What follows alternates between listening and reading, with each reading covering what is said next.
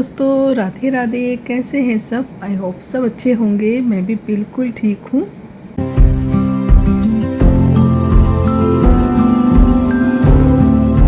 स्वागत है आपका प्रचलन मधुमित्र ब्लॉग में। तो चलिए करते हैं एक प्यारे से ब्लॉग की शुरुआत। तो आज के ब्लॉग की शुरुआत हो रही है एक बढ़िया सा जैम बनाने की। तो इसे आप जैम भी कह सकते हैं और आलू बुखारे की चटनी भी कह सकते हैं, मीठी वाली। तो आलू बुखारा था, घर पे आया था, लेकिन अब देखिए जेंट्स लेके आते हैं तो इतने अच्छे से छाट के लेके आते हैं सब्जियाँ। तो यहाँ पे कुछ आलू बुखारे ऐसे थे जो थोड़े से हल्के से गले हुए से हो रखे थे, लेकिन थे बिल्कुल सही। अब उनको खाने को तो तैयार था नहीं, तो मैंने क्या करा, आलू बुखारा लिया, थोड़ी सी चीनी डाल के मैंने उनको पकने के लिए छोड़ दिया। जब तक हमारे आलू बुखारे अच्छे से गले नहीं ना, तब तक मैंने उनको पकाया। और जब ये पक गए तब मैंने को इस सूप छानने वाली छलनी में अच्छे से छान लिया था।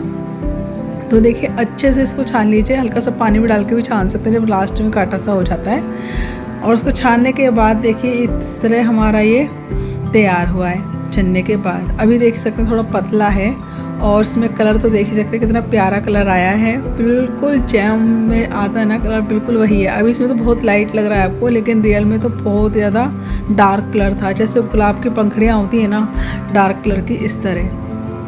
तो फिर मैंने वापस इसको उसी फ्राइवर में रखा।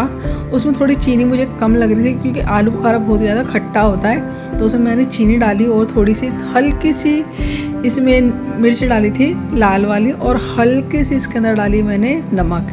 बस अच्छे से पकाए, देख सकते हैं कलर और डार्क हो चुका है। और यहाँ पे बस हमारी आलू बुखारे की चटनी या जैम, जो आप उसको नाम देना चाहें वो दे सकते हैं, बहुत ही टेस्टी लग रही थी। ब्रेड अभी थोड़ी सी ना काठी हो जाएगी जब ठंडे होने के बाद, तो आप इसको ब्रेड पे लगा के भी खा सकते हैं। जो जैम खाते हैं ना, बिल्कुल इसी तरीके से बहुत प्यारा टेस्ट आता है इसका, बहुत ही टेस्टी लगती है आलू बुखारे की चटनी। ट्राई ज़रूर करिएगा। अब ये है सावन के शिवरात्रि वाले दिन का वीडियो। तो मतलब ऐसे 2-2, 3-3 दिन का करके वीडियो तैयार हुआ है, और यहाँ पे काफ़ी लेट हो चुका है मेरा वीडियो। तो बस चलिए यहाँ पे। और वैसे इसके जो पूरे दिन का वीडियो था ना, वो तो आपके पास पहुँच चुका था, क्योंकि उस दिन मैंने बनाए थे घेवर और रसगुल्ले। तो ये उससे उस दिन के सुबह का वीडियो है। तो यहाँ पे बस नहा धो के मैं तैयार हो चुकी थी और मेरी तैयारी चल रही थी पूजा की। तो यहाँ पे बस भगवान जी को मैंने जगा दिया था, और जगाने के बाद जितने सारे बर्तन थे वो सारे मैंने मांज लिए हैं। और होता क्या है ना कि तैयारी करने में बहुत ज़्यादा टाइम लगता है, जितना पूजा में टाइम लगता है उतना ही तैयारी करने में समय लग जाता है। अंदर बाहर इतने चक्कर हो जाते हैं। सोचती हूँ कि एक बार में सारा सामान लेके अंदर बैठ जाऊँ, लेकिन नहीं हो पाता। और उसके साथ साथ 1-2 काम मेरे वैसे भी चलते रहते हैं। अब टेबल पे मुझे दिख रही थी बोतलें रखी हुई, तो वो मैंने ला के फ्रिज में रखी। तो इस तरह साथ में और सारे भी काम चलते रहते हैं मेरे। फ़िलहाल किसी को जाना नहीं था अभी, तो मैंने सोचा चलो आज तसल्ली से अपनी पहले पूजा कर लेते हैं। और यहाँ पे बस भगवान जी को जगाने के बाद, सारे बर्तन मारने के बाद, यहाँ पे सामान तो लेकर मैं अभी बैठ ही चुकी हूँ, लेकिन फिर भी एक हाथ उठने का चक्कर मेरे लग ही जाएगा। तो यहाँ पे भगवान को जगाने के लिए मैंने जल ले लिया है, और एक लोटा और तैयार कर लिया है, क्योंकि मंदिर में जाना है जल चढ़ाने के लिए। तो वो भी लोटा मैंने लेके यहीं रख लिया था भर के। और सुबह ताज़ा पानी आ रहा था, तो सोचा तो ताज़े पानी से ही लोटे भर लेती हूँ। और आजकल पता है हमारे यहाँ पानी की बड़ी समस्या चल रही है। बहुत गंदा, साफ़ में भी गंदा ही नज़र आता है हल्का सा, अगर बड़े बर्तन में भरते हैं तो। लेकिन अच्छे से साफ़ लग रहा था, तो थोड़ा मैंने 2 लोटे भर लिया। आज जल अभिषेक है, और इसी कारण मैंने सभी मतलब पीने के भगवान जी के जो बर्तन थे उसमें गिलासी, लुटिया और अपने जो लोटे थे उनके स्नान कराने का जो जल था, उन सभी में मैंने आज गंगा जल डाला है।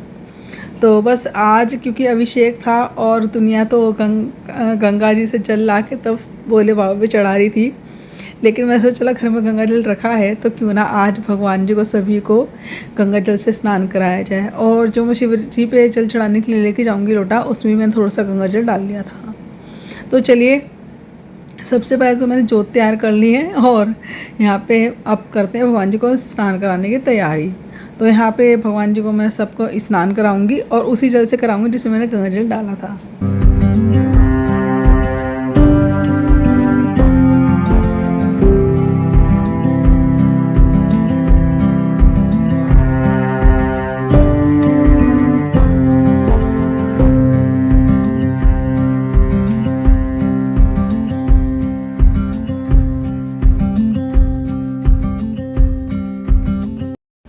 तो अब जिन भगवान जी को मैं स्नान नहीं करा सकती तो उनको मैंने ऐसी गंगा जल वाली जल से मैंने सबको छींटे लगा दिया है।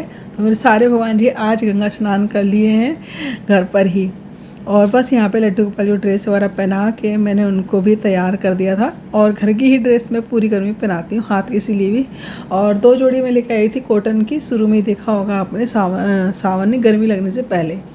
तो ये जो देख रही है ना आपको ज़मीन में रखी हुई, वो वही ड्रेस है जो मार्केट से आई थी। तो ये थोड़ी सी ख़राब होने लगी थी, तो फिर मैंने मतलब इनके धागे से निकलने लगे थे हल्के से। तो फिर मैंने क्या करा था कि अपने घर की और ड्रेस बना ली थी, कहीं कभी ख़राब हो गई तो मैं घर की ड्रेस तुरंत बना दूँगी। तो ज़्यादातर वो मेरे हाथ की बनी हुई ही पूरी गर्मी पहनते हैं और मैं उनको वही पहनाती हूँ, क्योंकि ये मतलब एक बार सिल लो तो सालों साल की छुट्टी हो जाती है। लेकिन ये गर्मी पहनते हैं, फिर इन ड्रेसों को मैं रिटायर कर देती हूँ।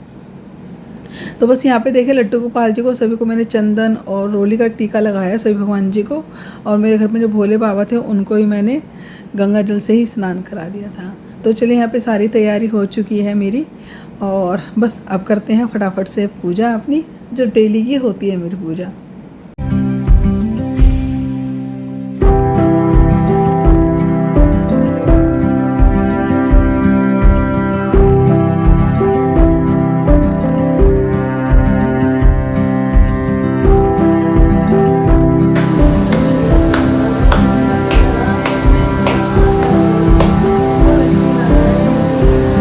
तो चलिए भी पूजा हमारी बहुत बढ़िया से हो चुकी है। अगर सुबह किसी को जल्दी जाना ना होना तो मेरी पूजा बड़े आराम से हो जाती है। तो यहाँ पे ऊपर से मैं फूल लेकर आई थी गुलड़ का, तो मैंने भोले बाबा पे चढ़ा दिया था क्योंकि आज जल अभिषेक है। और साथ में तुलसी तोड़ लाती हूँ और थोड़ा एक बेलपत्र, एक आध पत्ता मिल ही जाता है बेलपत्र का अपने घर के पेड़ से ही, तो मैं एक बेलपत्र तोड़ लाती हूँ। तो या तो मैं मंदिर में जाती हूँ तो वहाँ चढ़ा देती हूँ, नहीं तो मैं यहाँ पर भी चढ़ा देती हूँ। भोले बाबा यहाँ पर भी घर में विराजमान है। तो बस यहाँ पर पूजा हो चुकी है। तुलसी भी तोड़ के लेके आई थी, वो भी मैंने अपने लड्डू गोपाल जी के भोग में और सालिग्राम जी पे चढ़ा दी थी। और उसके बाद अब मेरी तैयारी हो गई थी मंदिर जाने की। तो इनसे कहा था मैंने रात को, मैं इनका बेलपत्र ले आना, तो आज वो भूल गए रात को लाना। तो आज बिना बेलपत्र के ही मेरी पूजा होने वाली है। लेकिन मैंने चन्नामृत वगैरह बना लिए थे, कच्चा दूध वगैरह, तो उसी से मैं पूजा करी आई थी। बस पूजा करने के बाद तुरंत मैं लग गई आके लंच तैयार करने के लिए। और यहाँ पे विशाखा ने छीला अनार लंच में पैक करने के लिए। यहाँ पे मैंने बनाए फटाफट से नमकीन चावल, और जाने से पहले मैंने चावल भिगो दिए थे, दूध गर्म करने रख के चली गई थी। तो बस आज बहुत ही जल्दी वाला मैंने इनको लंच पैक करके दिया है, क्योंकि 2 जनों के लिए ही लंच बनना था, क्रिश और इनके लिए। और बस यहाँ पे चावल में जितने उबाल आ रहा था, उसके बाद मैं यहाँ पे लड्डू गोपाल जी के लिए कच्चा दूध ले आई थी। ठंडा ही दूध का भोग लगा देती हूँ गर्मी गर्मी। हेलो दोस्तों, राधे राधे। कैसे हैं सब? आई होप सब अच्छे होंगे। मैं बिल्कुल ठीक हूँ। आज है जल अभिषेक, मंगलवार का दिन है और सुबह से मंदिर में अभिषेक चल रहा है। तो भाई सुबह तो मैं पूजा करके आ चुकी हूँ और घर के सारे ही काम मेरे ख़त्म हो चुके हैं। और आज भगवान जी भी लगे हुए हैं जल अभिषेक करने के लिए। बाहर बारिश हो रही है, ठीक है, ज़्यादा चले फिरेंगे तो भीग ही जाएंगे।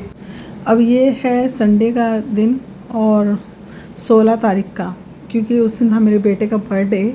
और यहाँ पे बस दिन में मैंने रसगुल्ले बनाए सबके लिए, और शाम को यहाँ पे हमने कटवाया केक। बाकी जो सामान था वो बाज़ार से आ गया था, तो घर में मैंने ऐसा कुछ बनाया नहीं था। और गर्मी इतनी हो रही है ना, कुछ खाने इच्छा हो भी नहीं रही है। कल का जो तीज का सामान था ना, वही बचा रखा था, तो सुबह तो हमने वही खा लिया था।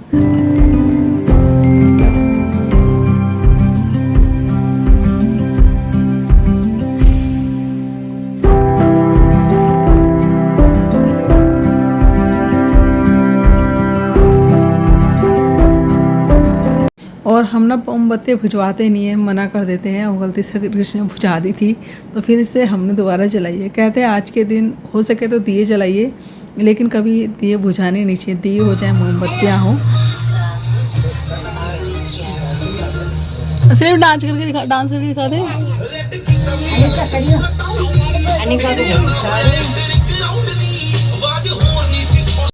जैसे ही फैमिली के साथ हमने केक कटिंग करा, उसके बाद फिर इसके दोस्त आ गए थे, 2-4 गली के ही हैं सारे जने। तो इन्होंने भी अपना इंतज़ाम कर रखा था, क्रिश के बर्थडे पे सरप्राइज़ प्लान कर रखा था। तो वही फिर सब छत पे आ गए थे और यहाँ पे इन्होंने केक वेक कटवाया और आतिशबाजी करी। तो यहाँ पे जी अब इनके दोस्तों के साथ इसका बर्थडे बन रहा है।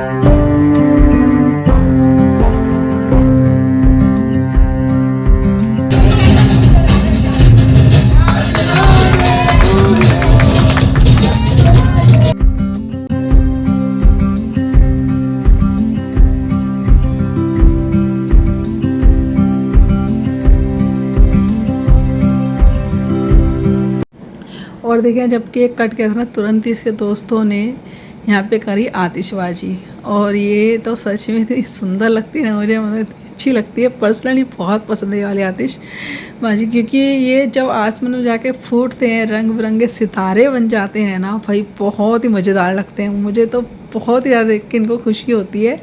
और पता है ऊपर का वीडियो जो शूट किया था ना, वो कृष्ण ने किया था अपने फ़ोन से, और जो नीचे का ये वीडियो शूट है बम फूटने का, ये विशाखा ने शूट किया था। तो वो तो मेरे फ़ोन से शूट हुआ था, तो आपके पास वो नज़र आ रहा है, लेकिन जो ऊपर जो सितारे बन के गिरते हैं ना, ये वो कृष्ण के फ़ोन से शूट हुए थे, तो वो तो मेरे फ़ोन में था नहीं, तो फिर वो वाला वीडियो मैंने नहीं डाला। लेकिन इतने प्यारे लगते हैं ना ये, जब आसमान में जाके फूटते हैं ना, मज़ा आ जाता है सच में। इनको देख के मुझे इतनी खुशी मिलती है ना, चाहे दिवाली हो चाहे कुछ भी हो, बस ये वाले बम पटाखे जरूर फूटने चाहिए। चाहे कोई बम फूटे चाहे ना फूटे भाई, इनका फूटना तो बनता है, ये बड़े ही प्यारे लगते हैं। तो यहाँ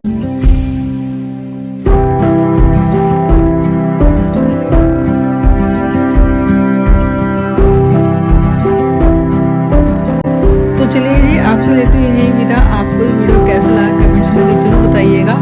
अगर वीडियो आपको अच्छा लगा तो वीडियो को भर भर के लाइक करिए, नहीं तो सब्सक्राइब करें, शेयर करें। Tata bye bye, Radhe Radhe.